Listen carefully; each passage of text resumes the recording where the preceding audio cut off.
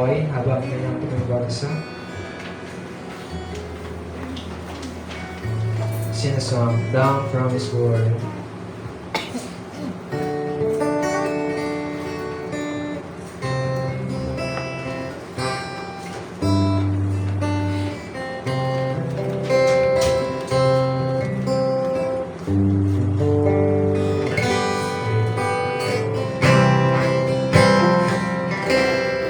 Down from His glory,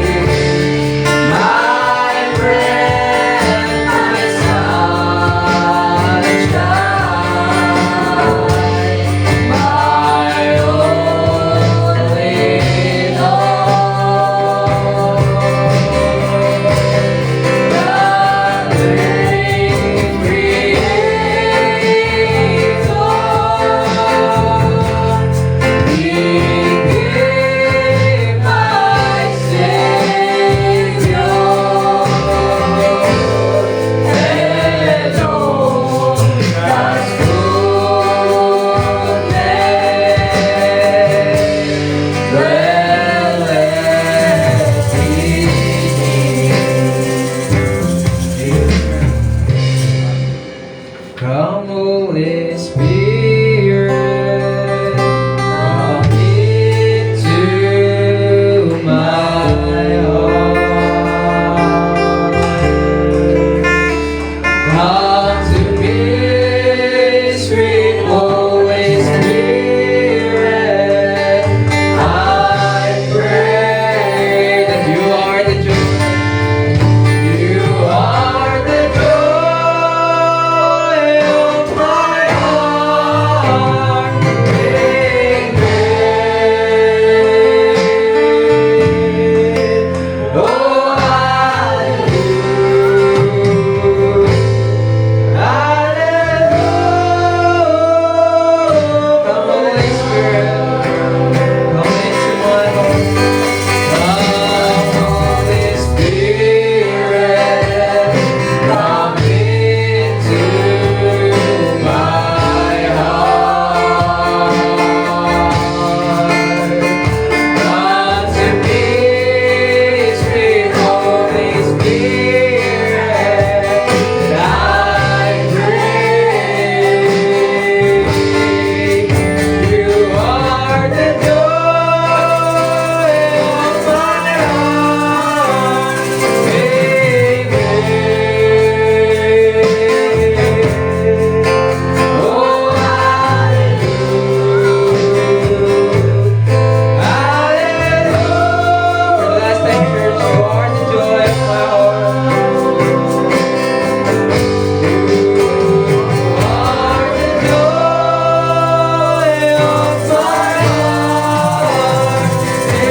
Amen. Oh, hallelujah.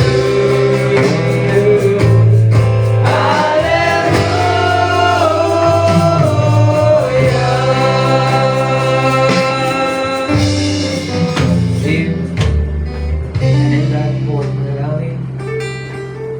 Tayo ng Diyos, sa pangalan ng aming Panginoong Kristo, kami ang Diyos ay nagbabalik muli, Panginoon, ng papuri at pasalamat sa gabi ito, Lord God, sa lahat ng pinagkaloob mo sa aming biyaya, Panginoon, na hindi ka nagkulang sa aming Diyos.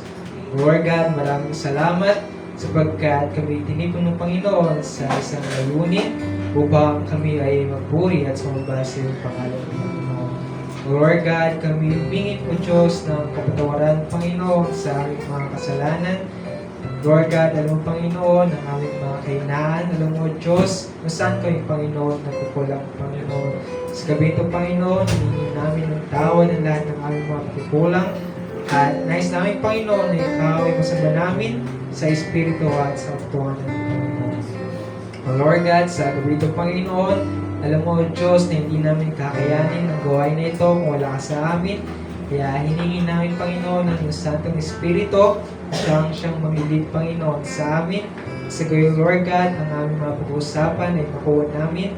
Di lamang mahulog sa aming kaisipan, bagkus ito'y mahulog sa aming mga puso, Panginoon.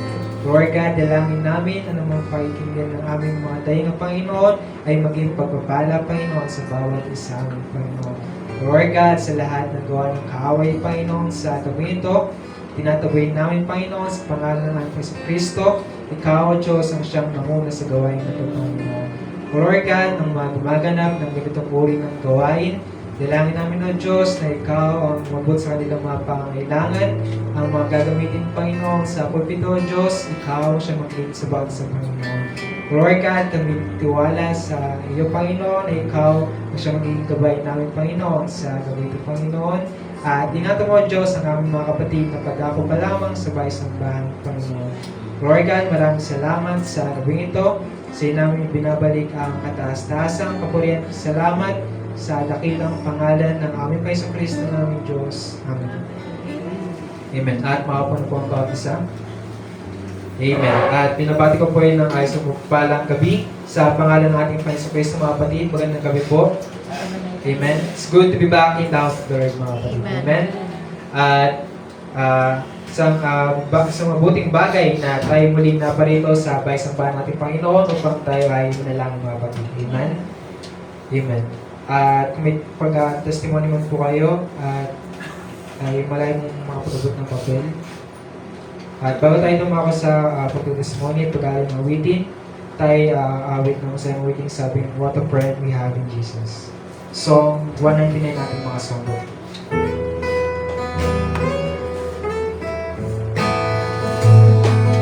Okay, what a friend we have in Jesus.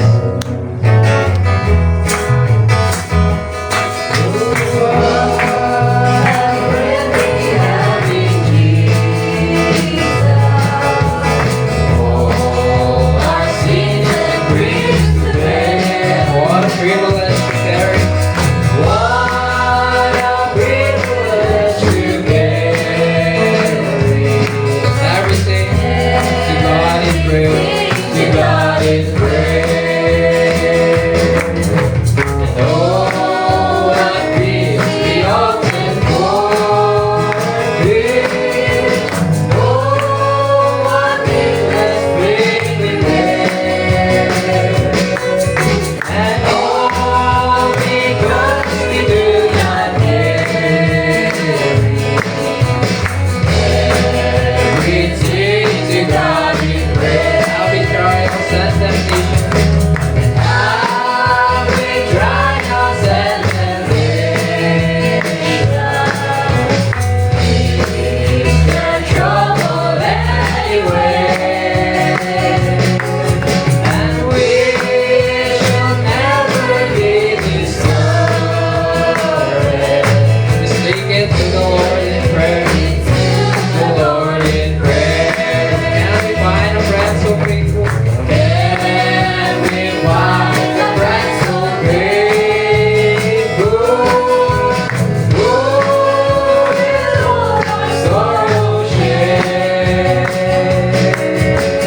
Jesus, Lord, every weakness. Into the Lord in prayer. Are we weak and never will? Or are we weak and heavy laden? Covered with a load of care. Precious Savior, still our refuge. Into the Lord in prayer. You thy friend is my forsaken. Take it to the Lord in prayer. His arm will take and shield me. I will find a soul. What a friend we have in Jesus. Oh, what a friend we have in Jesus. And all our sins and griefs to bear. What a privilege to carry. Everything to God in prayer. Oh, what peace we often and oh, what peace we often forfeit. And oh, what needless pain we bear. And all because we do not carry everything to God in prayer. Amen. Pagkakalit sa inyo. Amen. Hallelujah. Everything to God in prayer, mga kapatid. Amen. At tayo, daraan po sa pag-alay ng awitin. At pagkatestimony mo ay malaya mapagtaas ng kamay. Amen. At nais kong magpuri at maggaling ng pasalamat sa ating Panginoon sa noong nakaraang linggo na iningatan mo kami sa Dakon ng Quezon at naging pagpapala ang bawat sa mga kapatid. At salamat din sa Diyos sa pag-iingat sa biyahe at alam namin na ang Diyos ang siyang nabay sa mga kapatid. Amen. At sa Diyos lamang ang kataas-taas ang kapurihan ng pasalamat. Amen. At kung wala naman po ay tayo darako na po sa pakikinig ng salita ng ating Panginoon habang inanyang tuloy ang bawat isa.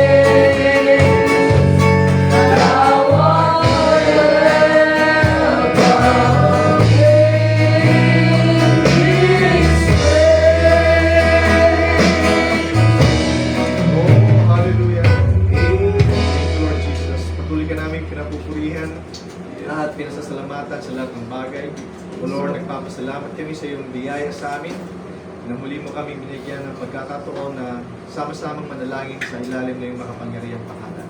Lord, ang dalangin namin sa gabing ito, muli mong pagpalain ng iyong banal na salita at ito'y maging kalakasan at pagpapala muli sa bawat isa sa amin. Lord, sa gabing ito, ang aming mga panalangin ay makaabot at makarating muli sa iyong luklukan ng awa.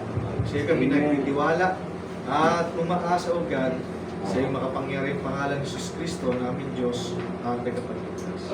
Amen.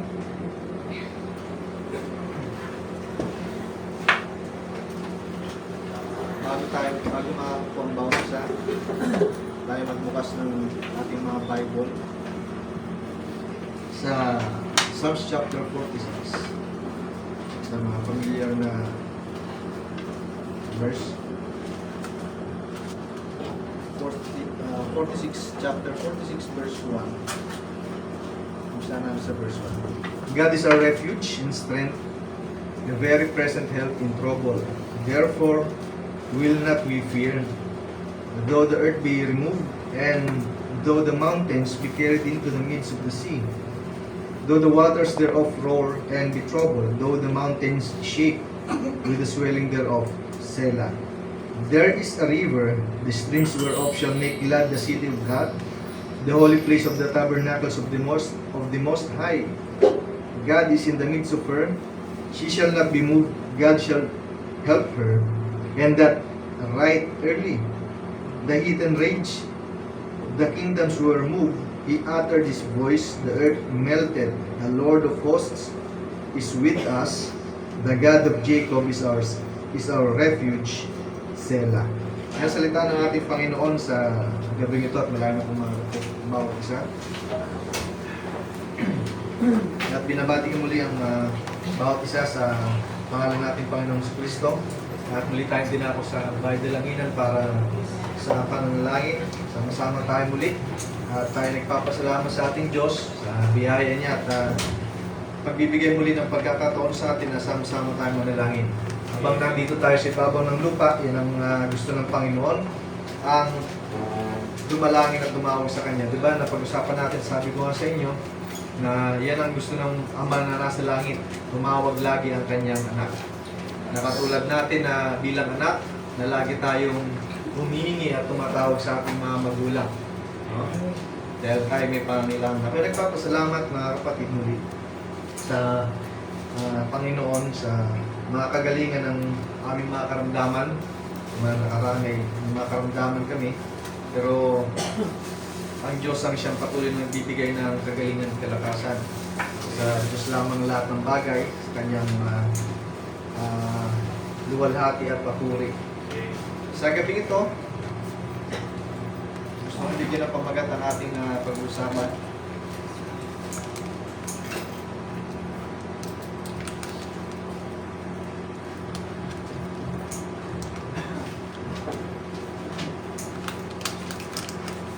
The very present help. So, sabi ng Bible, ang Diyos ay ating ampunan at kalakasan at handang saklolo sa kabagabagan. So, sabi sa English, the very present. No? Present, ibig sabihin, ngayon. Present ngayon, di ba? Ano ba? Lagi. Kung baga bukas naman, present na naman siya. Kaya nga sabi ko nga sa inyo, ang Diyos, God is moving, God is in action. Di ba? At ang Diyos ay lagi tumikilos sa bawat isa sa atin. At sabi ng Bible, kung ganyan ang ating Panginoon, ang sabi sa verse 2, kaya hindi tayo matatakot, bagaman ang lupa ay mabago. Yan talagang babaguhin ng lupa. Ano ba? At ito ililigligin ng ating mahal na Panginoon at ibabalik sa dating itsura. So nakita nyo ngayon, di ba, nung kapon ba yun, no? Lunes, di ba, nilindol na naman ng Japan. Na 7.1 at may mga namatay. No? At ganun ang Diyos. Although makita nyo yung Japan, talagang matitibay na ang mga buildings nila. Pero nung napanood ko sa news, nahilo ako dun sa tawag niya sa camera. Sobrang lakas. Nakakahilo panoorin. Pero matibay. Tama? Kasi dinisign pala yung mga building na yan, sabi nila, para sa ganyang kalalakas na lindol. Tama ba? At ang Japan, di ba, nasa ibabaw ng fault line, ng Ring of Fire, di ba? Pero kahit ganun yan, na ginawa ng tao, kasi matalino ang tao, di ba? Sabi ng Bible, sa pag lago ng karunungan ng tao, maraming na-invento. Makakala ng tao kasi mahigit na nila ang kapangyarihan ng Panginoon na mismo sa Bible ay pinatunayan ng Diyos na hindi pwedeng mas matibay o mas magaling ang isip ng tao. Amen. Dahil nakita natin ang Babylon. Meron pa nga mga, kung mapapanood nyo sa internet, na ang Babylon, masyado nilang niliteral ang pagpapaliwanag. Kasi sabi ng Bible, umabot sa langit ang taas ng Babylon. So, inilarawan nila ang Babylon na tumaas hanggang sa mga ulap. No?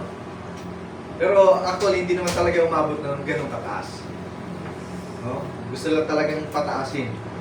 Yan ang sabi ng Bible. At mababasa natin sa mensahe ng mahal ng propeta. Pero dahil sa karunungan ng tao, na hindi talaga dapat umabot sa karunungan ng Panginoon, sinabi ng Bible na ang karunungan natin hindi aabot sa karunungan ng Panginoon. Sabi sa Book of Isaiah, kung gaano kalayo ang lupa sa langit, gano'n. Sabi nga nung anong year yun, nakita ko na ang Japan ay nag-iimbento ng elevator na makakapunta sa langit. So, mga extraordinary ang isip ng tao. Pero, ang Bible nangungusap na Bible times pa mga kapatid, sa ancient times pa, even in the time of Enoch, na nakarating na sa lagpas sa kalangitan na nakikita natin sa naked eyes natin, na lumagpas pa, mas lumagpas pa ang tao dyan, katulad ni Enoch. Tama ba?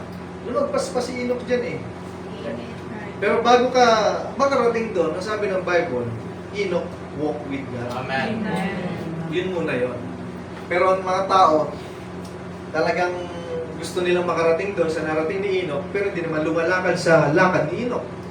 At makikita natin sa Bible kung ano ang lakad ni Enoch. Kasi may lakad si Enoch, may lakad din si Cain. In the ways of Cain. Tama ba? May mga lakad si Cain, may mga lakad din si Enoch.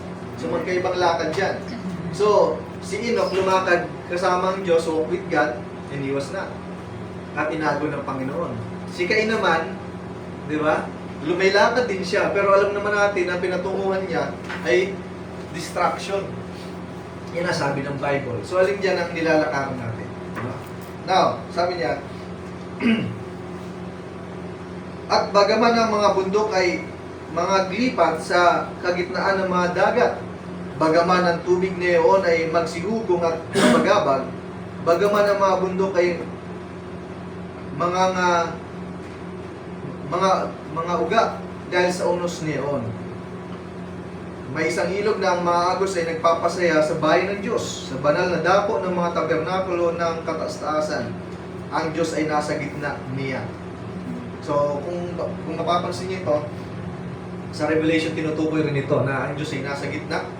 Meron doon na stream of water na nagbibigay ng buhay sa mga anak ng Diyos. At sabi niya, siya hindi makikilos. Tutulungan siya ng Diyos na maaga. Sabi niya, ang Panginoon ang mabuhay suma sa atin. Ang Diyos ni Jacob ay ating kanlungan. So hindi lang ito tumutukoy sa bansang Israel o sa bayan ng Israel, kundi ito'y tumutukoy din sa mga anak ng Diyos. No? Kaya nga sabi sa verse 10, kayo ay magsitigil at kilalanin ninyo na ako ang Diyos. Amen. Ako'y mabubunyi sa gitna ng mga bansa, ako'y mabubunyi sa lupa. So sabi ng Bible, be still and know that I am God. Amen. Magsitigil tayo at alam natin ang Panginoon at kikilalanin natin ang ating Diyos. Now, sabi ng Bible sa Isaiah 25,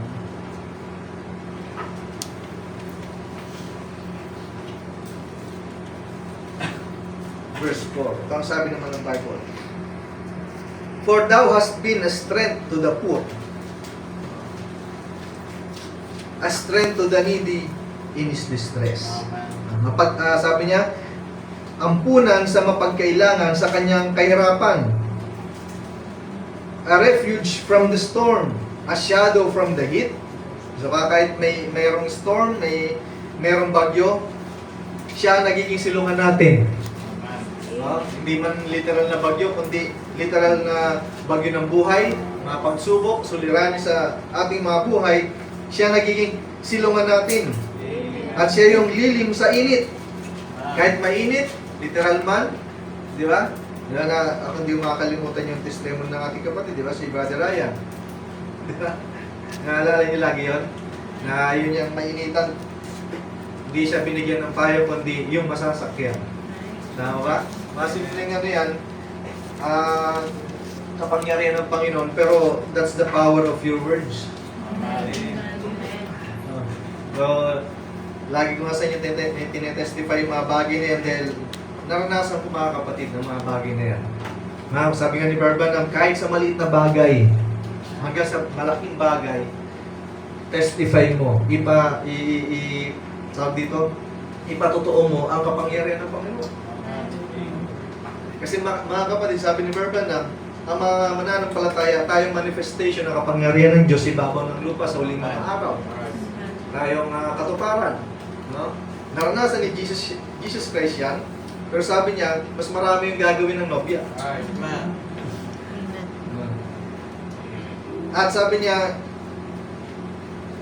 pagka ang hihip ng mga kakilakilabot ay parang bagyo laban sa puta. So sa English sabi niya, when the blast of the terrible ones is as a storm against the wall. So andyan pa rin ang Panginoon na tumutulong. Sabi niya dito, siya ang ating kalakasan. So sa English kasi, for thou hast been strength to the poor. Strength. Ang lakas ng mga mahihirap. No? At sabi niya, bago tayo magpatuloy, dito sa Romans chapter 5, ang sabi ng Bible, verse 6, 5:6 ng Romans, sabi niya, sapagkat nang tayo ay may hina pa, ay namatay si Kristo sa kapanahunan dahil sa mga masama. For when we were yet without strength. So, nung mga hindi pa tayo mananampalataya, wala tayong lakas. Kasi hindi naman tayo nabibigyan ng lakas ng Panginoon spiritually, tama ba? Literal, may lakas tayo kasi ang Diyos ay nagpapaulan sa mabuti at sa masama. Pero yung kalakasan natin sa Panginoon, wala pa. Pero sabi ng Bible, kahit na tayo mahina noon, sabi niya, in due time, sabi niya, Christ died for the ungodly. In due time, sa kapanahunan, namatay si Kristo sa mga masasama. Ungodly pa tayo noon. Although alam natin na may Diyos, tama ba? Pero hindi natin alam sambahin ang sinasabi mong Diyos. No? Alam mo may Diyos. Tama ba? Hindi may Diyos noon. Pero hindi mo lubusang kilala kung sino talaga yung Diyos na yun. Pero ngayon, nakilala mo na dahil sa mensahe ng huling propeta, nakilala mo ng lubusan yung Diyos na sinasabi mo noon. Amen. Kaya nagpapasalamat tayo na nung kahit na hindi ka mananampalataya, nung nasa sinner ka pa, nasa sanlibutan ka pa, hindi ka kagad namatay. Kundi binigyan ka pa rin ng buhay ng Panginoon hanggang sa makarating ang mensahe sa iyo, salita ng Diyos sa iyo, para lalong makita mo at mas makilala mo ang tunay na Diyos. Amen. Kaya sabi sa Pablo, nakita niya ng mga Grego, sabi niya, to the unknown God. Tama ba? Sa hindi na nakikilala ng Diyos. Sabi San Pablo, kaya ako nandito para ipakilala ko yung unknown God na yan. At nung pinakilala niya, mayroong mga bini pala na nandun. Yung unknown God pala na yun, yung hindi nakikilala ng Diyos, nakilala na nila ngayon. Yung pala yun. So, ganyan ang ating Panginoon. Now, sabi ng ating mahal na propeta sa expectancy na message niya, sabi niya, and that's the way tonight. Many of you here may seem like that your time of deliverance is way away. Minsan daw, may mga tao inakala ang oras o panahon ng pagliligtas ng Panginoon ay napakalayo. Sabi niya, but sometime, when it seems the farthest away and the darkest of hour, that's when you receive help from God. Amen. So nakita niyo yung si Lazarus, di ba? Yung lagi nating napapakinggan at napag-uusapan, 4 days late na. Kaya sabi ni Martha, Rabay, kung nandito ka lang sana, hindi nangyari yun. Right. Pero hindi mo pwedeng turuan ng Panginoon kasi mas magaling ang Panginoon. Dahil magpapakita ng, kung sa tao kasi yun, sabihin ng mga tao, magpapabida. Yan si Rabay, magpapabida yan, magpapasikat siya. Pero hindi ganun mga kapatid. Kaya siya nandun para ipakita yung kapangyarihan na yun at makita ng tao kung sino yung nagkataon tao. Amen. Kaya sabi niya, hindi mo na nakikilala, hindi mo na lalaman, ha Marta? Right. Amen. Para ipakita ang kapangyarihan ng Diyos. Akala kasi ni Marta, mabubuhay siya sa huling araw. Yes, tama yun. Amen. Kasi si Lazarus, namatay, binuhay at muling namatay. Right. Hindi siya katulad ni Jesus Christ na nung namatay, nabuhay, hindi ulit namatay. Isang kamatayan lang. Kaya nakita niya magpapakita ang Panginoon ng isang bagay para sa kanyang ikaluluwalhati. Amen. Kaya nakita niya si Lazarus nung namatay, he just speak the word at lumabas si Lazarus. At yun yung time na wala na eh. Pero ang katunayan, talagang kaya hindi buhay ni Jesus Christ, ha? Okay na yun. Bakit mamamatay talaga yung tao? Pero sabi nga ng Bible, sabi ni Barbanam, si Lazarus ay matalik na kaibigan ng ating Panginoon. Amen. At nung namatay siya, binigyan siya ng resurrection ni Jesus Christ. Then after that, yun pa rin, namatay pa rin siya. Pero minsan isang araw, actually nandun na nga siya sa piling ng Panginoon. No? Pero nagpakita talaga ang Diyos na kapangyarihan. Now, sabi niya, there's an old God. Ito, pakinggan niyo mga kapatid. There's an old God dishonoring proverb. Meron daw lumang kasabihan, dishonoring. Ibig sabihin, pinapawalang kabuluhan. Ang kasabihan na ito. Which says, God helps those who help themselves. Di ba, naririnig natin, at minsan nabibigas natin, sasabi natin to, tulungan mo ang sarili mo. Tama? Hindi mo na kaya eh, paano patutulong mo ang sarili mo? Kaya sabi ni Barbanam, sabi niya, God dishonoring proverb. Sabi mo, winawalang kabuluhan mo ang Panginoon sa bagay nito. Sabi niya, that's an error. Mali pala yun, sabi ni Prophet. God helps those who can't help themselves. Amen. Yun pala yun. If you could help yourself, you wouldn't need God's help. Kasi kaya mo tulungan sa sarili mo eh. Right. Amen. Yan ko nga, nung linggo nga, after ko mag-pray, sa ating kapatid, di ba? Na-expect ko na hindi talaga siya atin. Expected ko na yun. Kasi nagpadala na, nag-chat na hindi makakatin at nagpa-prayer request na eh. Wala naman ako eh. Basta ako nagsabi lang ako ng panalangin kasi may nag-request. Hindi ako nagpapagaling, di ba? Hindi naman eh. So, nag-pray kami. Habang nandito tayo sa gawain, biglang nag-testimony, nagulat ako sa likod. Di ba? Hindi mo kaya. Pero may Diyos may kaya. Amen. Yan yung binasa natin eh. A very present help in times of trouble. Di ba? Sabi ni Prophet, if you could help yourself, you wouldn't need God's help. But God has mercy on those who cannot help themselves. And Simeon, he wasn't ashamed of his testimony. Why? Because the Holy Spirit told him, si Simeon, di ba mga kapatid, may testimony siya na, hindi ka mamamatay. Yan ang sabi sa akin, hindi ako mamamatay hanggat hindi ko nakikita ang deliverer ng Israel. Pero matanda na siya, anytime na kukunin na ang kanyang buhay. Pero mga kapatid, sakto yung kanyang edad sa pagdating ni Jesus Christ. Matanda na eh. Tinugon ba ng Panginoon? Tinugon ng Panginoon. Ang actually, itong sinasabi na God helps those who help themselves. Kasabihan pala yan. Actually, sinabi rin pala daw yan ni Benjamin Franklin, isang mga presidente ng US, founding fathers ng Amerika. At hindi sabi ni Barbanam, that's an error. Hindi Hindi mo nakakaya eh. Tulungan mo sarili mo. Di ba? Di ba minsan ganyan tayo eh. Pag hindi mo tinulungan ang sarili mo, hindi ka gagaling. No? Pero ang kailangan natin, sabi ni Prophet, sabi niya ganun, God helps those who can't help themselves. Hindi mo na kaya. Kaya anong kailangan? Diyos. Amen. Now, sabi niya sa message yung perfection, that old God dishonoring proverb says, God helps those who can't help themselves. Or God helps those who help themselves. They say, that's just vice versa. If you can help yourself, no. Kung kaya mo tutulungan ang sarili mo, sabi ni Barbanam, God expects you to do it. Ina-expect pala ng Panginoon na kaya mo. Di ba? Eh, sabi ni Prophet, kung kaya mong tulungan ang sarili mo, siyempre, aasa ang Panginoon, kaya mo pala eh. Ba't kita tutulungan? Di ba, ganun din naman tayo, di ba? Ba't kaya mo pa, hindi mo rin naman tutulungan yung tao eh. Kaya pa niya eh. Pero kapag humingi na ng tulong, saka mo tinutulungan.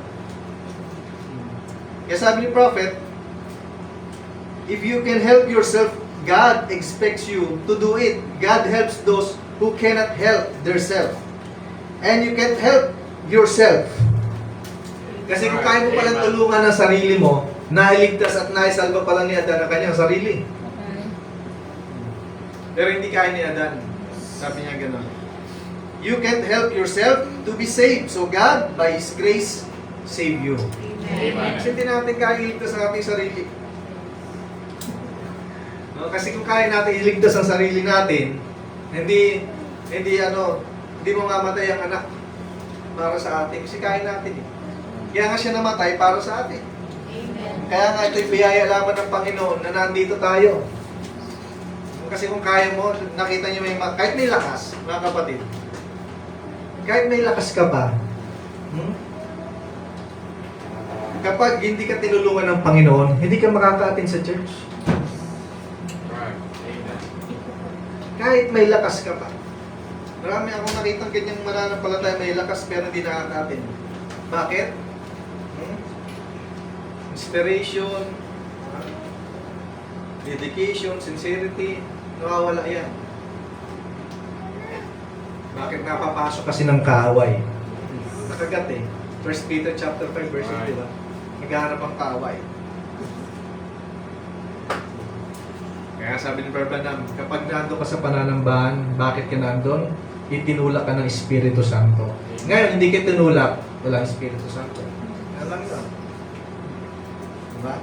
Now, sabi niya, the power of God, the message niya, Satan's power,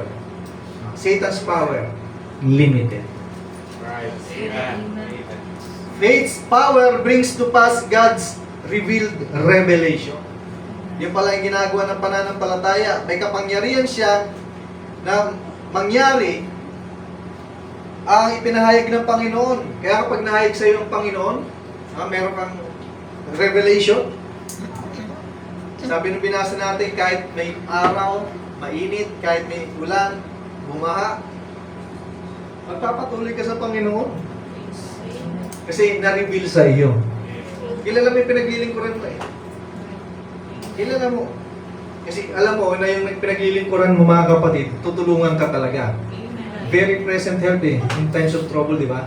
Pero alam mo rin na yung pinaglilingkuran mo na yun, kung hindi ka naglingkod sa Panginoon, siya rin ang papatay sa iyo. Yun lang yun. Hindi ka naglingkod sa Panginoon dahil takot ka sa impyerno. Hindi yun sabi ni Prophet. Kaya ka naglingkod sa Panginoon kasi nahayag sa iyo na totoo yung Diyos na kinikilala mo. God helps those who cannot act and help themselves. The old dishonoring God proverb that said, God helps those who help themselves. Sabi ni Prophet, how ridiculous. Pag sinabing ridiculous, nakakatawa. Walang katotohanan. Sa isang kabaliwan lang yun, sabi ni Prophet. Na sinasabi mong,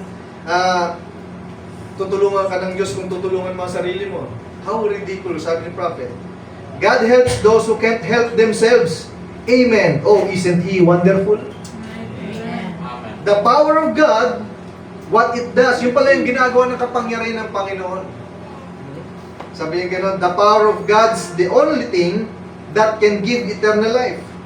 The power of God is the only thing. It's the power of God that built a tree. All the science in the world can't build the tree. God's power built the tree. God's power keeps me alive.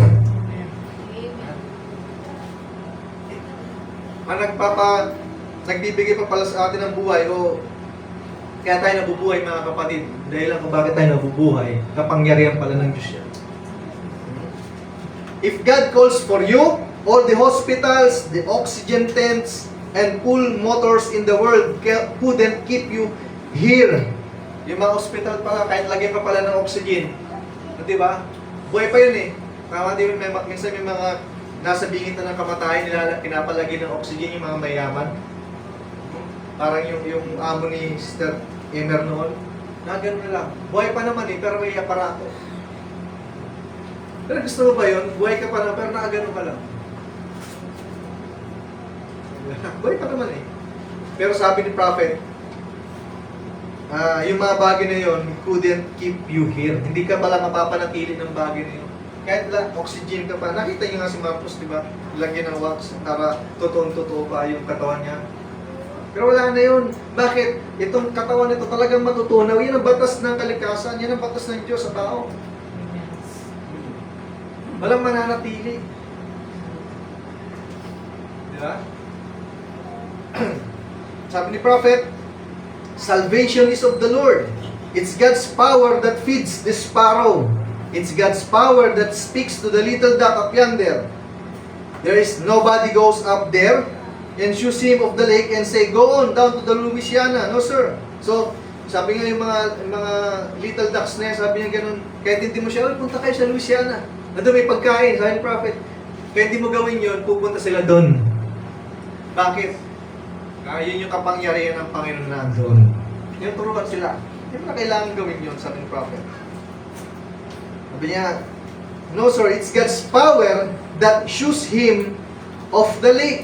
The little fellow don't know which way to go. It's God's power that directs him to the south. Nakita niyo hayop to. Kapangyarihan pala ng Panginoon para siya pumunta doon, sabi niya, sa south.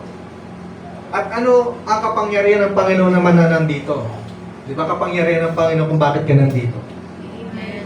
Hindi ka inutusan na, oy, punta ka na doon, ano tayo? Automatic, di ba? Huwag lang mo pupunta at mahuhulog sa tradition mo na, yung pagpunta sa church. Dahil Wednesday ngayon. Hindi. Sabi nga ni Prophet, kaya ka pumupunta sa church, there's bubbling inside. There's bubbling inside of you. Kasi alam mo, nakakatagpuin mo ang Panginoon dito na sama-sama ang mga kapatid. Amen. Diba kasi naging katwira sa bahay nila. Sa bahay naman ako, nagpipray naman ako eh. Tama naman eh. Sino ba sa atin na hindi nagpipray sa bahay? Diba? Kasi kung gano'n na lang, nagpipray, wala na tayong pananambahan sa church. Tama ba? Tanggalin na natin to. Walang ganito dapat. Yung Hebrews chapter 10 verse 25, dapat, sabi nga na isang nakausap namin nung bata pa ako eh, ulitin na daw yun. Tanggalin.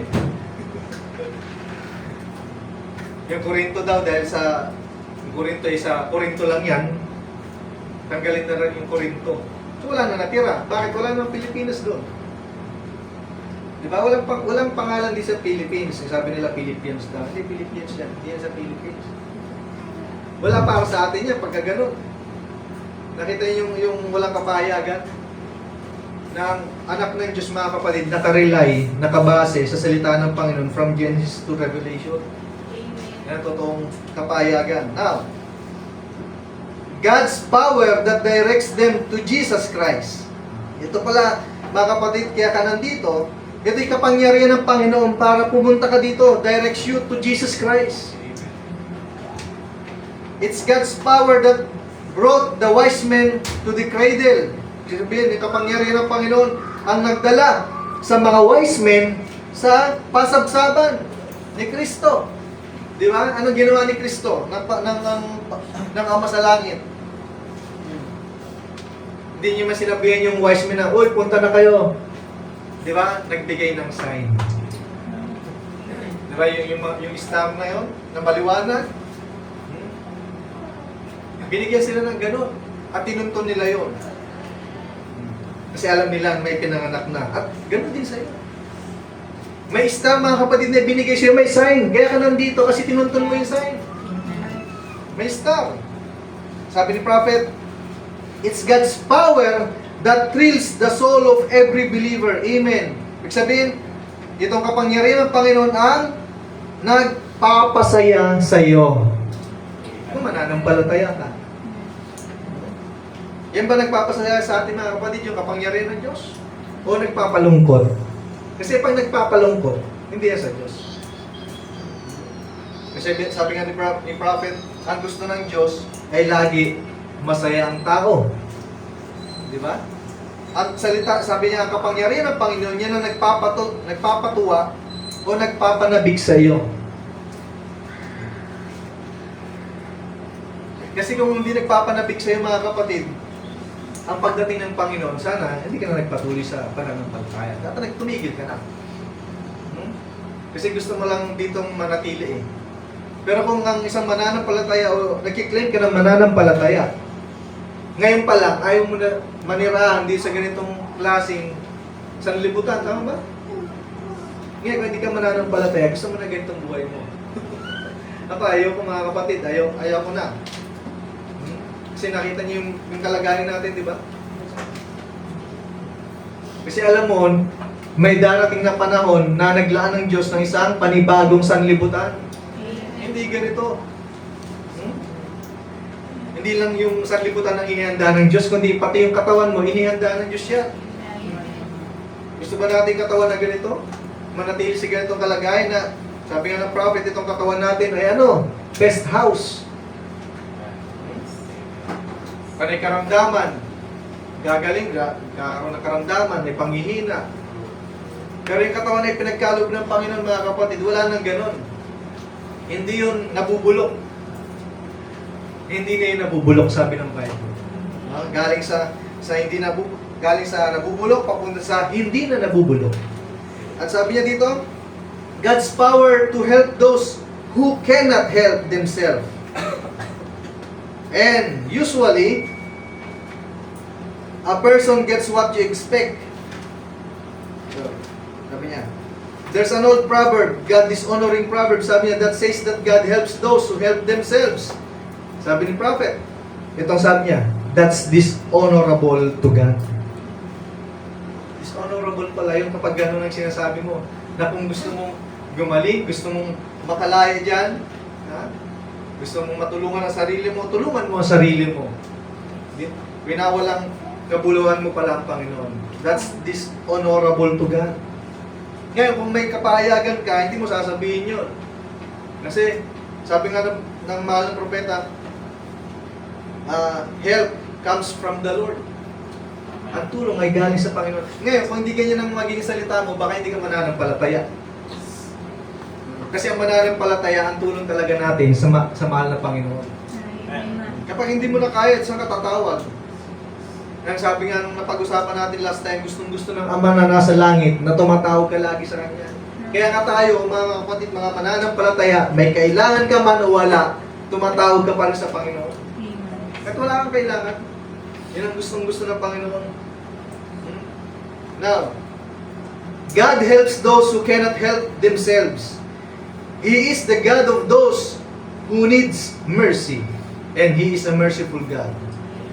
And that proverb that says that He helps those who help themselves, if you can help yourself, you don't need His help. Kapag kaya mo pala ang sarili mo, siyempre, tinitingnan ka ng Panginoon, kaya pa pala niya. Hindi ba? So nakita nga ninyo yung kwento ng footprints in the sands of time. Di ba? 4 yun. Kasi dalawang paa. Meron silang bloody footprints habang naglalakad sila. So nahirapan na yung isa. Nahirapan na yung tao, binuhat ng Diyos. Tama ba? At nung binuhat ng Diyos yung tao, isang parsa na lang yung paa. Tama? At ang sabi ng binuhat na tao, pagod na ako. Mapagod ako, lakad pa ako ng lakad. Diba? Sabi ng Panginoon, hindi naman ikaw yung naglalakad, ako na yung naglalakad para sa'yo. Binuhat na niya kasi pagod ka na eh. Kasi kung yung tao ang naglakad, mga kapatid, wala siyang bloody footprints. Si Diyos lamang makakagawa nun. Kaya sabi niya, ikaw na pala yung Lord. But He helps those who cannot help themselves. But the nation, ito, sabi ng mahal na propeta, ang tinutulungan ng Panginoon, yung mga hindi na kayang tulungan ng kanilang sarili. Pero sabi niya ganito, but the nation had taught as long as they were eating good. Ang iniisip pala ng bansa, hanggat kumakain sila ng magandang pagkain and were well clothed, that everything would be all right. Ay, nakakain naman ako eh. Busog naman eh. Diba? Diba, usong-uso yun sa Facebook, diba? A day in my life. Gigising, kakain, magkakape, okay naman. Almusal, tanghalian, gabi, pamasyal. Kung anong gusto mong gawin, okay naman. May meron kang damit, may dadamit na maayos. Sabi ni Prophet that everything would be all right. No. Hindi ganoon, mga kapatid. Akala kasi ng mga taong buhay ay ganun lang. May katapusan ng sanlibutan ito. Hindi lang yung sanlibutan, pati ang buhay mo, may katapusan yan. Ngayon, pag sabi ni Prophet, pag labas mo dyan, kaya nga, di ba, sabi nung nag-offer sa kanya ng insurance, in-offeran siya, meron na ako. Meron ka na? So, akala nung nag-aalok sa kanya, in-offeran siya nung kapatid niya. Ay, in-offeran ka nung kapatid mo? Hindi. Sino nag-offer sa'yo? Pero sabi niya, blessed assurance, Jesus is mine. Hindi maintindihan ng kausap niya. Sabi ni Prophet, yes, mapupunta ako sa grave sa libingan. Pero hindi nang iniisip kung paano mapupunta dyan. Yung paglabas ko, di ba, meron kang insurance, insured ka, bayad na ng libingan mo, pati maiiwan mo, okay na. Papaglabas ng tao, pagharap mo sa Panginoon. Sabi ni Prophet, anong nangyari? Di ba? Lagi na sa inyo lagi, what then? Ano? Sabi ng Panginoon, ano? May insurance, maganda insurance mo. O, pagkatapos, pagkalabas nun, ano ang kasunod? Hindi ka naglingkod sa Panginoon, pero okay ka. Di ba yung mga mayayaman, okay naman na yan eh. Kahit hindi kumuha ng mga, tawag doon, mga plans na yan ngayon, kaya nila yung sarili nila, gastusan pagkamatay. Kasi mayaman sila eh. Kaya hindi sila kumuha ng mga plans na yan. Mayaman sila. Mapaglabas, paano? Ano yung tatanong ng Panginoon? Anong ginawa mo sa lupa? Di ba? Ano yan? Magiging katulad pa nung kay Lazarus sa kayo sa mayaman na, Lord, pabalikin mo. Inutusan pa yung Diyos eh. Lord, pabalikin mo para magsabi sa mga kamag-anak ko na maglingkod sila sa Panginoon para hindi sila mapunta dito. Wala na, tapos na, hindi mo na pwede sabihin yun. Kahit nga yung nagmumulto eh. May nagmumulto. Hindi naman, nagmulto ako. Sa pinanggalingan ko, sabi doon, maglingkod ka sa Diyos. Wala naman ganun eh. Yung multo nananakot lang. Pero hindi sila kaya makapag-share ng Word of God. Bakit? Wala na, tapos na. Tapos na. Kaya nga mga kapatid, sabi ng prophet, yun ang the nation had thought as long as they were eating good and were well clothed, that everything would be alright. 1960 pa tayo, ano na ngayon? 2026 na. Lalo na ngayon sa panahon natin ngayon, mga kapatid. Di ba? Lahat na lang nasa internet nakaasa. Di ba yung cellphone natin, no? Kung may tanong ka, i-google mo na kaagad, hindi na katulad nung araw. Kung may tanong ka, 1 kilometro pa yung pagtatanungan mo. Ngayon, hindi na eh. Cellphone lang eh. That's the power of your hands. May tanong ka, ay, naisip mo, Google. Lalabas na doon. Di ba? AI. Kaya di ba yung resulta ng mga kabataan ngayon, di ba pagdating sa ganyan? Yung reading comprehension, di ba sabi nga nila? Right? Di ba? Akala ng tao ganyan ang buhay. No? Hindi ganyan. Now, example mga kapatid na tao sa Bible na hindi niya nakaya. Pero tumawag siya sa Panginoon. At nung tumawag sa kanya siya sa Panginoon, tumugon ng Panginoon. Ito, hindi niya na kaya eh. 2 Chronicles chapter 14. Kapag binasa niyo ito, isang hari. Hari na to, may mga tauhan, may mga soldiers siya, pero hindi niya kakayanin yung kalaban. Chapter 14 ng 2 Chronicles, verse 9. And there came out against them Zerah, the Ethiopian, with a host of 1,000 sa Tagalog, isang angaw. Pero sa English, 1,000, and 300 chariots, and came unto Maresha. Then Asa went out against him, and they set the battle in array in the valley of Zepata at Maresha. So kung titingnan niyo yung istorya ni King Asa, lumakad dito ng matuwid sa ating Right. Panginoon. Kaya kapag siya tumawag sa Panginoon, dinidinig ng Diyos. Amen. Sabi nga ng Bible, ang paglakad niya ay sa mga paglakad ni Haring David na kanyang magulang. Amen. So nakita niyo mga kapatid, kung anak ka, lumakad ka sa lakad ng iyong magulang, kung dininig ng Panginoon yung magulang mo, ganun din ang anak. Huh? And Asa cried unto the Lord his God, and said, Lord, it is nothing with thee to help. Yan, walang iba liban sa iyo na makatutulong. Sa pagitan ng makapangyarihan at niya na walang lakas. So nakita nyo, ang sinabi ng hari na ito, sabi niya, nothing with thee to help, whether with many or with them that have no power. So kung marami man o walang kapangyarihan, sa Diyos pa rin, tama? Sabi niya, help us, O Lord our God, for we rest on thee. So nakita niyo mga kapatid, sapagkat kami ay nagsisitiwala sa iyo. Kanino nagtitiwala? Sa Panginoon. And in thy name, so sa Panginoon at doon sa kanyang pangalan, wala pang Jesus Christ na pangalan. Sa Panginoon pa lang, kay Jehovah pa lang. No? Pero meron na siyang kapangyarihan. Sabi niya, in thy name, we go against this multitude. So nakita niyo, ang kalaban ni King Asa ay karamihan. Ibig sabihin, marami. Diba? 1,000, may 300 chariots. Marami. Sabi niya, O Lord, Thou art our God, let no man prevail against Thee. Huwag mong panaikin ng tao laban sa iyo. So nakita niyo yung panalangin ni King Asa. Wala siyang magagawa kasi marami ang kalaban. Pero hindi nakalimutan ni King Asa na tumawag sa Panginoon. Tinipon niya yung mga tao, ang Judah. No? At alam ni King Asa kung sino ang tatawagan. Kasi yun ang may turo ng kanyang mga magulang sa kanya. Sabi niya, so nung ito ang sumunod. So the Lord smote the Ethiopians before Asa and before Judah, and the Ethiopians fled. Sabi niya, and Asa and the people that were with him pursued them unto Gerar. And the Ethiopians were overthrown that they could not recover themselves. So nanupat, sila hindi makabawi sapagkat sila'y nalansag sa harap ng Panginoon. So nakita nyo, saan nalansag? Hindi sa harap ng bayan ng Israel, kundi sa harap ng Panginoon. Hindi sila makabawi.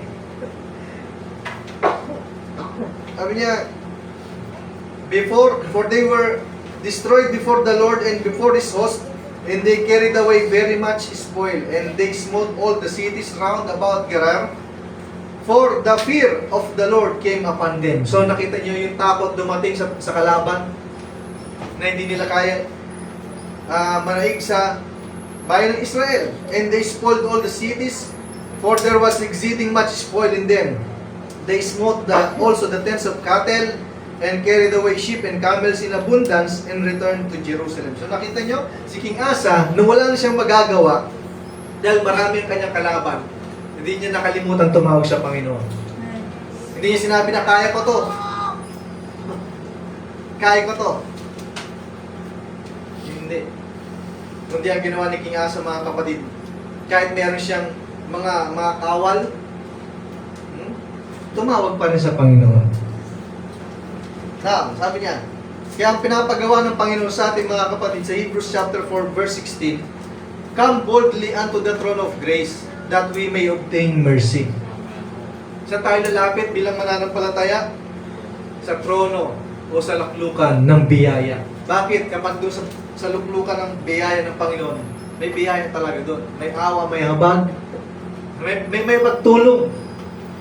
Lumapit, sabi yung ganun. At para magkaroon tayo ng awa, biyaya ng mahal na Panginoon. Doon tayo pinapalapit, hindi ko saan-saan, kundi sa trono ng biyaya. Now, sabi niya, and usually a person gets what you expect. Ganun din ba tayo mga kapatid sa pananalangin natin sa pagpunta sa church?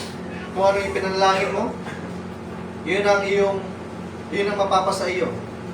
Ano na pagpanalangin na, Lord, pagpalain mo ako, hindi ka pinagpala. Wala naman siguro na nanalangin sa akin, Panginoon, na, Lord, huwag mo akong pagpalain. Wala naman siguro ganung panalangin, tama ba? Kundi ang panalangin natin, every time na pupunta ka sa church, Lord, pagpalain mo ako na yung salita. Yan ang ating expectation. Many people comes to meetings, they go to church, say, why? I didn't see nothing. Yan ang mahirap. Pagpunta mo sa church, wala kang nakita eh. Parang yung kasama namin dito, namalis dito. Kaya daw sila umalis kasi hindi na daw sila pinagpapala. Umalis sa church. Ano po kung lumipat yata sila ng church. Hindi na daw sila pinagpapala dito. So, ibig sabihin, hindi ka na nag-pray before. Di ba? Before going to church. Ano sabi ng ating mahal na pastor, di ba? O-order ka. Tama. Tama ba? Ano in-order mo sa Panginoon?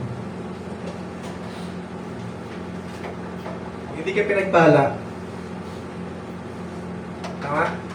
Kung yan magiging rason mo, magiging nasabihin mo, hindi ako pinagpala. Anong in-order mo sa Panginoon? Sabi, hindi ka umorder talaga ng pagpapala sa Panginoon. Kasi hindi ka pinagpala eh. Pero kung ang panalangin mo, Lord, pagpalain mo ako sa araw na ito,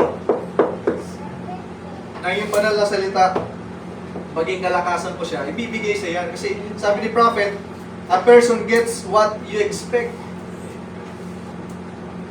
Siguro, maliban sa marami siguro sa mga pagkain, minsan may na-expect ka doon sa picture, tapos pagdating hindi katulad doon. Pero pagdating sa spiritual, mga kapatid, kung ano yung pinanalangin mo, expect mo yan. Yun nga yung pananampalataya mo eh. Ibig sabihin, wala kang pananampalataya. May promise ng Panginoon eh. May pananampalataya ka, mayroong promise ng Panginoon. At yung promise ng Panginoon, magkakaroon ng action yun. Kasi na-vision mo eh. Ha? May vision ka na pagagalingin ka ng Panginoon sa pananampalataya mo. Tama? Dahil may pangako ang Panginoon. Nakita mo, may karamdaman ka, pero nakita mo, pinagaling ka na ng Panginoon. Kailangan mo ng action. Tama? Amen. Anong gagawin mo? Ay, hindi ko, may karamdaman naman. Wala, yung vision mo hindi matutupad. Bakit? Anong kailangan mo? Pag nakita mo, doon sa vision mo, na pagagalingin ka ng Panginoon, may pangako ang Panginoon, meron siyang, ang gagawin mo doon sa action na ngayon. Anong gagawin mo? Magpe-pray ka ngayon. That's your action. Doon sa pananampalataya. May pananampalataya ako na gagawin, pagagalingin ako ng Panginoon. Ano yung action mo? Prayer. That is your works. Yan ang nakikita ng tao, yung ipinanalangin mo. Kasi hindi naman natin nakikita yung pananampalataya. Makita ko ba sa puso yung pananampalataya? Kahit sabihin nyo, kahit sabihin natin na may faith ako, hindi ko naman makikita yan eh. Pero depende dun sa ipinakikita mong gawa. Bakit? Nag-pray ka eh. And then yung katugunan ng Panginoon dumating. Bakit? May pananampalataya ka, nagkaroon ka ng action. That is your works. Yung pangako ng Panginoon, binigay niya sa'yo. Bakit? Nakita mo pinagaling ka na ng Diyos. Kahit hindi pa. Now, sabi niya, they go to church saying, why? I didn't see nothing. I didn't expect to see anything in the first place. That's the reason you didn't see nothing. Kaya pala wala kang nakikita kasi yun ang naging reason mo. I didn't get help. I didn't expect to.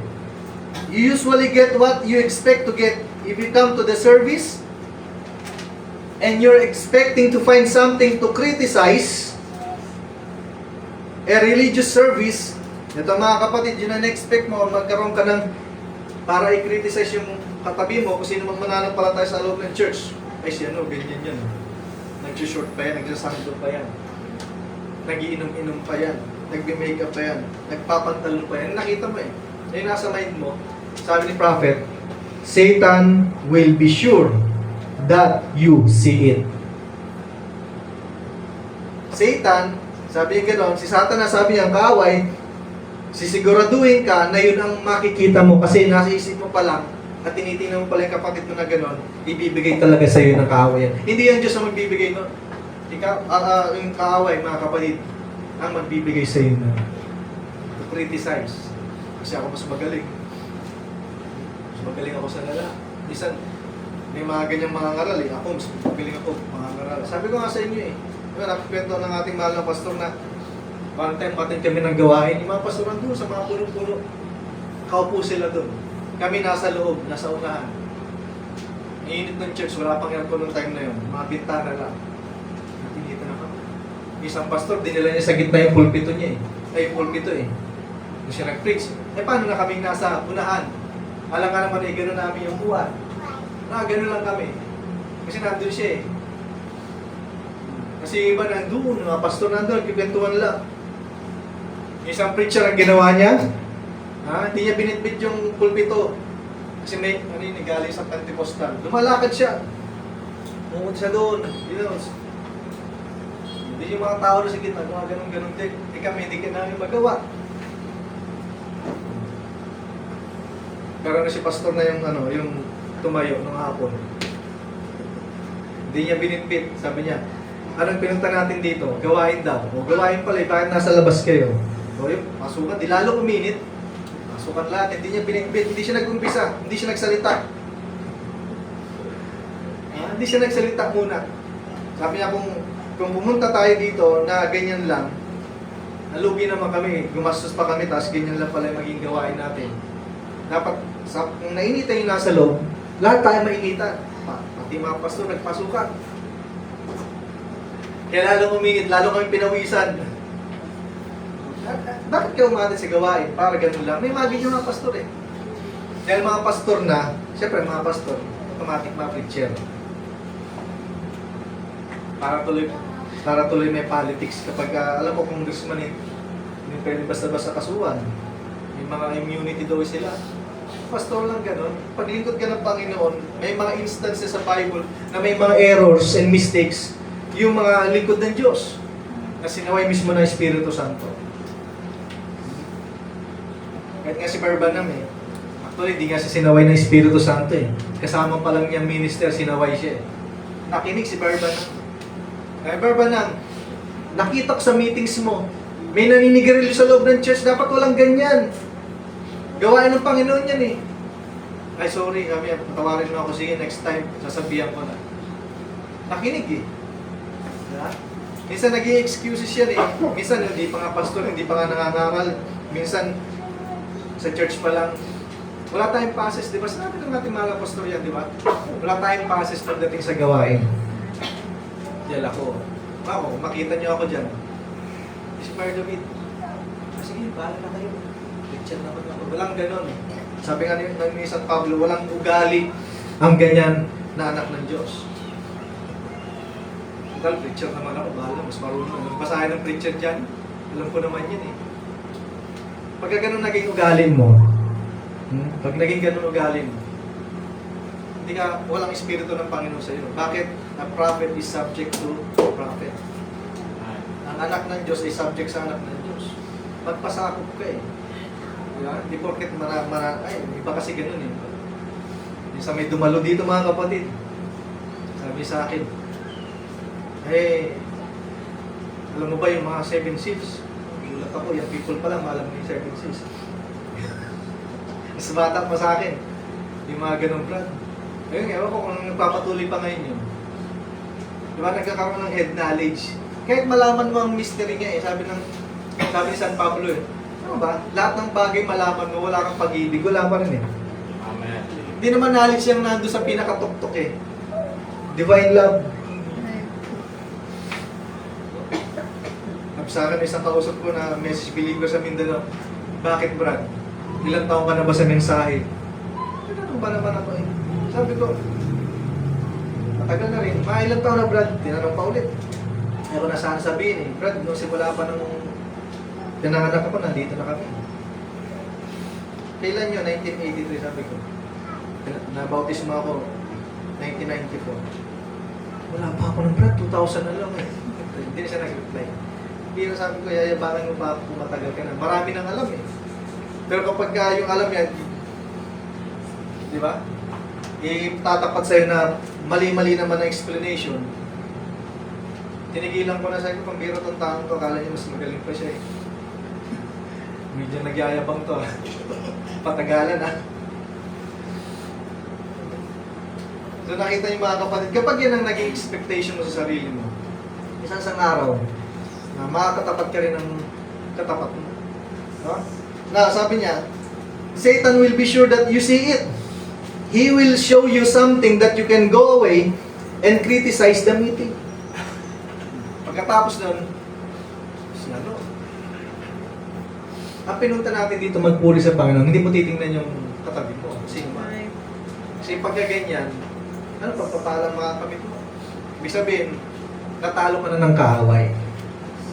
Ayun o, Satan will be sure that you see it. And if you come expecting to get help from God, God will meet your expectancy. Kapag ka pumunta ka pala dito, inaasahan mo na bibigyan ka ng tulong ng Panginoon, yan ang makukuha mo. Tutulungan ka ng Panginoon. He always does. Wherever you go, whatever you do, what you expect brings your faith. If you come saying, well, there's nothing to eat, that's just the way. You'll go back home with nothing to eat.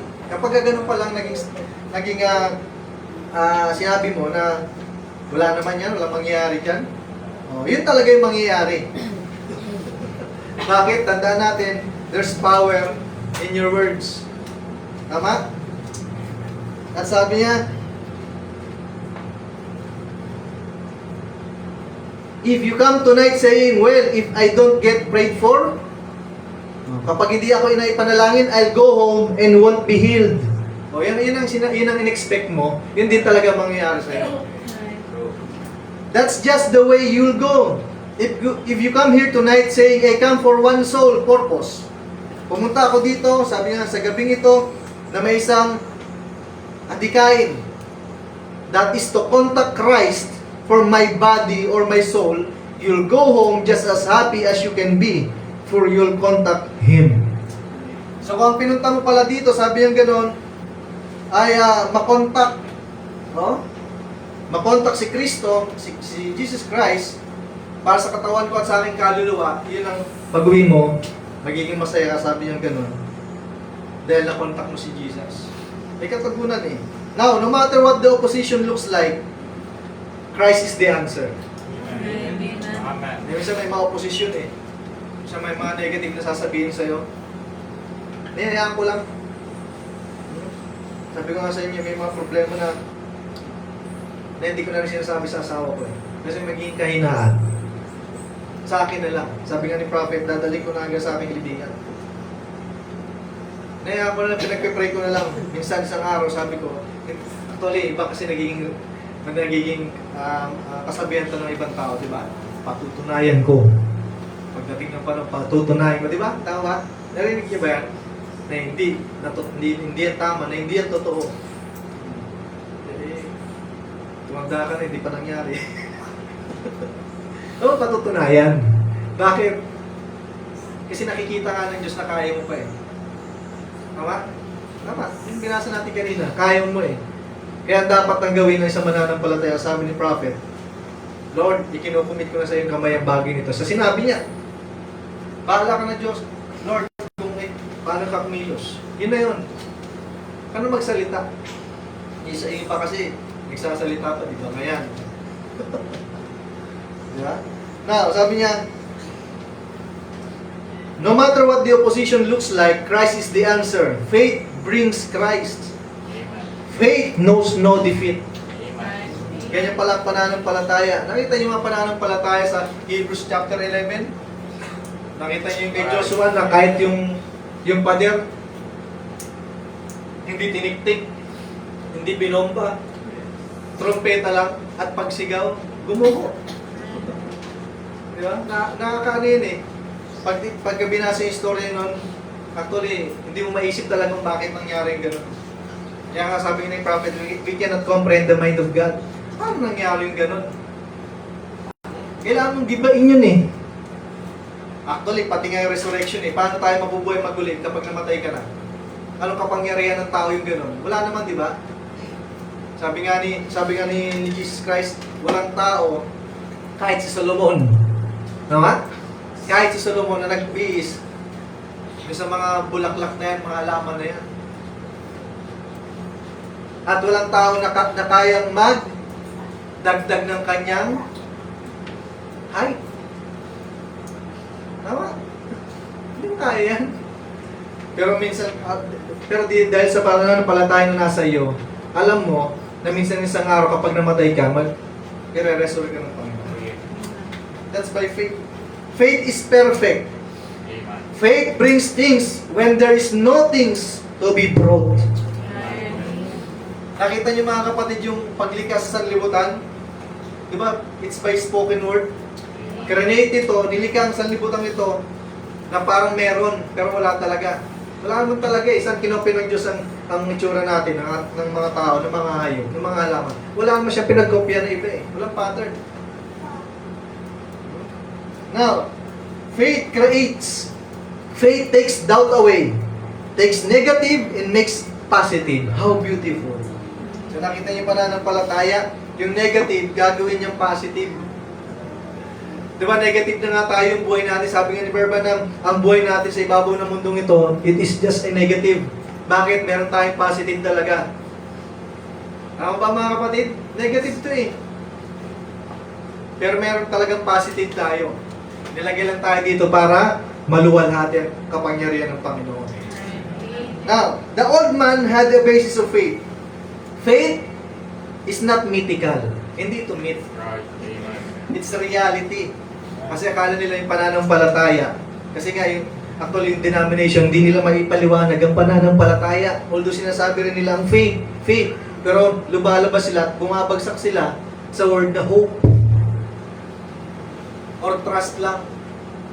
Pero sa pananampalataya ng Diyos, alam mo ipaliwanag ang Hebrews chapter 11 verse 1. Right. Amen. May pananampalataya tayo sa mga bagay na hindi nakikita. Hindi nakikita yan. Now, something mentally work up. It's an absolutely fundamental result that happens in a person's heart. When faith is appropriated, sabi niya, kapag ang pananampalataya ay angkop o nararapat, then it is something in the person's heart. Merong nagpagbabago. Hindi nakikita, hindi mo namamalayan, pero minsan isang araw nagkakaroon ng pagbabago sa iyo. At minsan isang araw, yung kasama mo na hindi mananampalataya, mapapansin yun. Now, basahin pa natin ang Bible. Deuteronomy 4:7.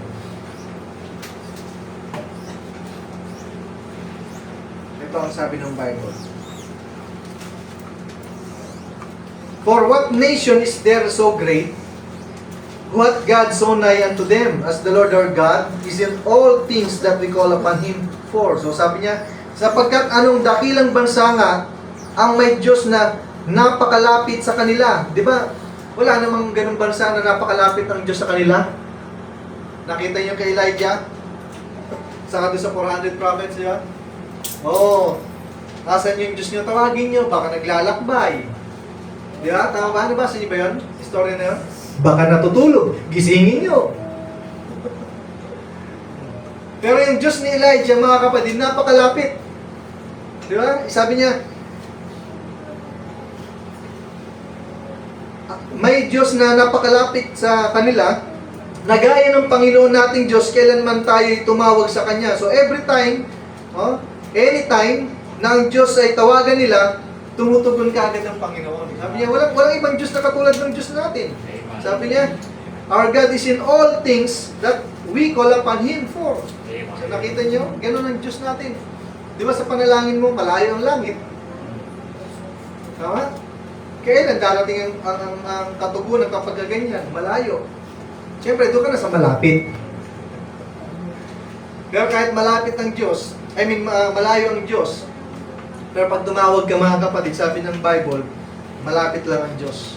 Amen. Alam naman natin nasa langit ang Panginoon, pero pag may katugunan, na ibibigay. Sabi nga ng mahal na propeta, God is always on time. May sarili kasing orasan ng Panginoon, hindi sa atin. Kaya prophet. May orasan tayo, pero mayroon orasan din ng Diyos. Meron siyang tamang panahon. Inawit natin yan sa tamang panahon. Now, Psalm 62.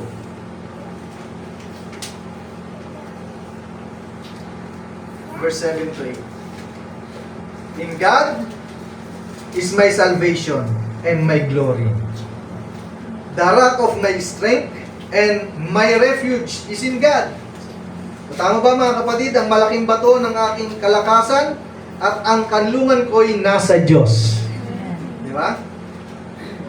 Sabi niya, trust in Him at all times. So hindi lang trust in Him kung gusto mo lang. Hindi, sabi niya dito, magsitiwala kayo sa Kanya buong panahon kayong mga bayan. Buksan ninyo ang inyong dibdib sa harap niya. Diyos ay kanlungan sa atin. Sela. Nakita niyo mga kapatid?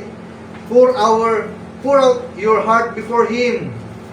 God is a refuge for us. So yung puso mga kapatid, di ba kinawit natin, puso ay buksan mo. No? Tama ba? At sa ipapasukin dyan. Now, sa Psalms 145, sa uling pagbasa mga kapatid. Verse 18. Ito ang sabi ng banal na kasulatan.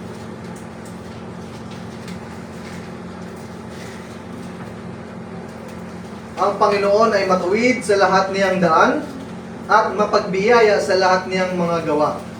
Ang Panginoon ay, ano daw? Ano sabi ng Bible? Malayo ba siya? Ang sabi ng Bible, ang Panginoon ay malapit sa lahat na nagsisitawag sa Kanya. Kanya ring didinggin ang kanilang daing at ililigtas sila. Nakita niyo mga kapatid, ang Diyos ay hindi pala malayo. Kapag tumawag ka, malapit lang siya. Kasi sa bawat panalangin mo, ang Diyos ay nakikinig. At hindi siya malayo, sabi ng Bible. Sabi niya, sa lahat ng nagsisitawag sa Kanya sa katotohanan. So nakita niyo, lagi may katotohanan. Dahil alam natin ang katotohanan ay si Kristo Jesus. Amen. Nakita niyo mga kapatid, hindi malayo ang Diyos. Balik tayo sa pinag-usapan natin sa Psalms chapter 46. Ang sabi niya doon, God is a very present help in trouble.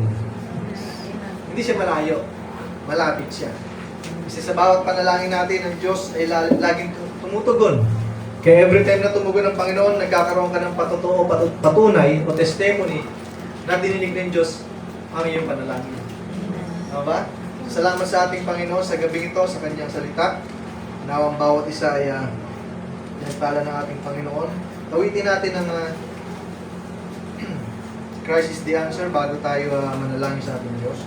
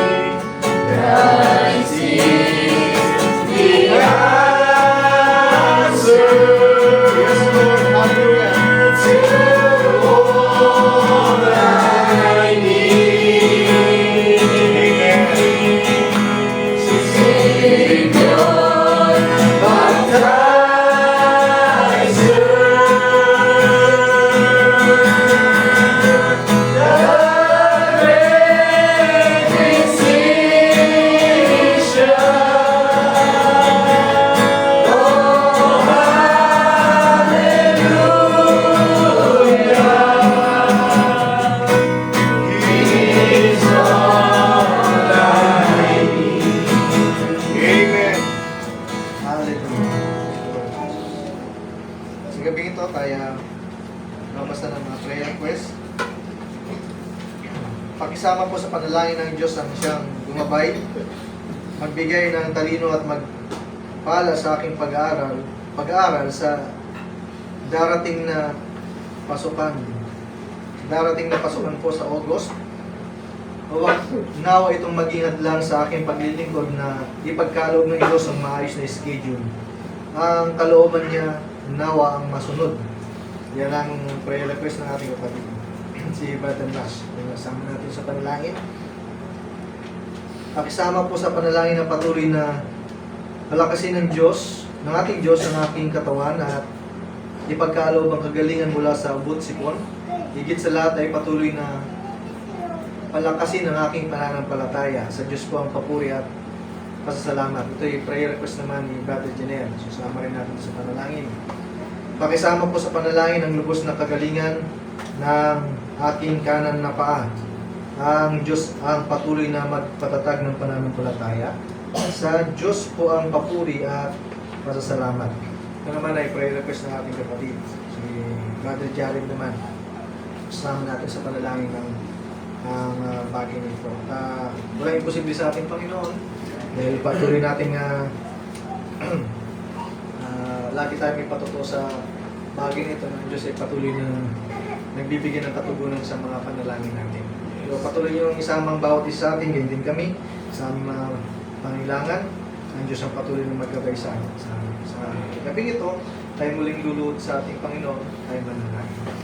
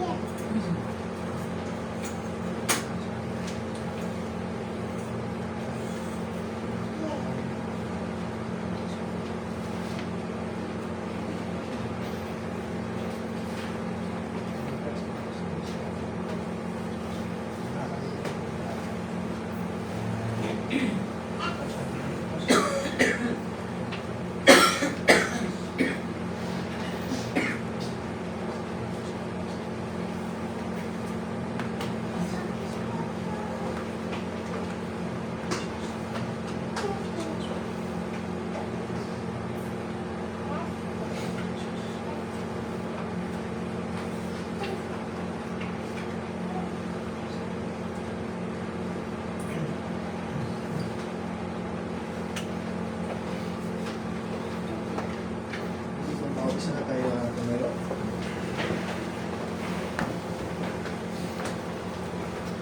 Tayo ng langit at pasalamat sa Diyos.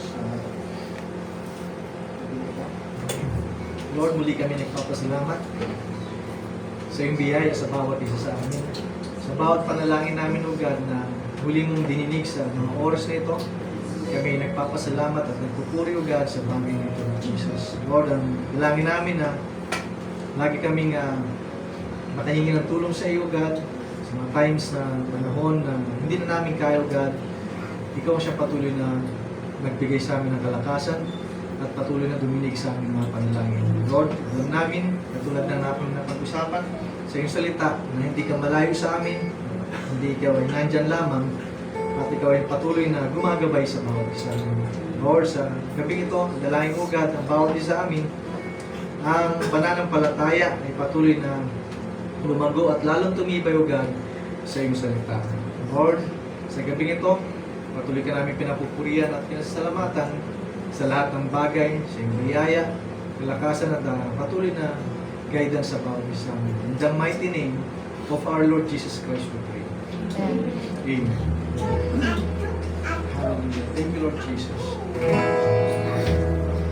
Something keeps holding me every day I see. He's helping me faithfully to overcome my trials, guiding me constantly,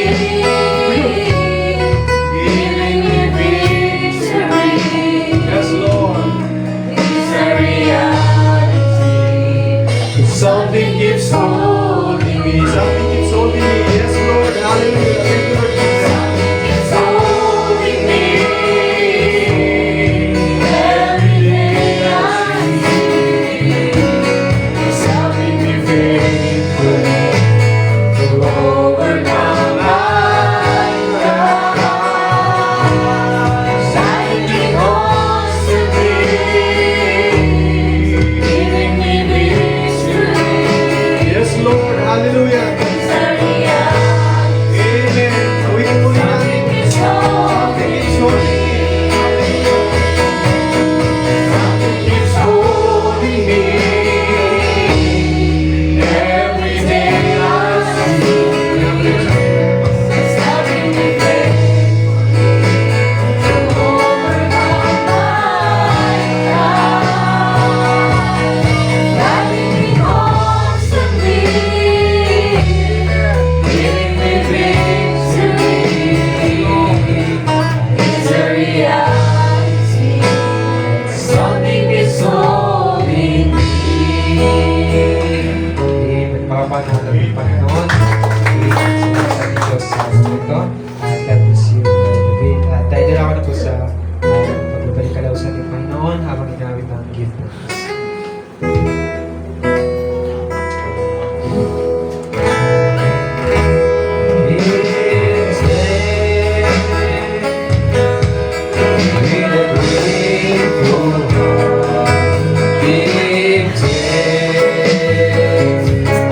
To the Holy King, because when Jesus Christ is Son, and now that's the victory.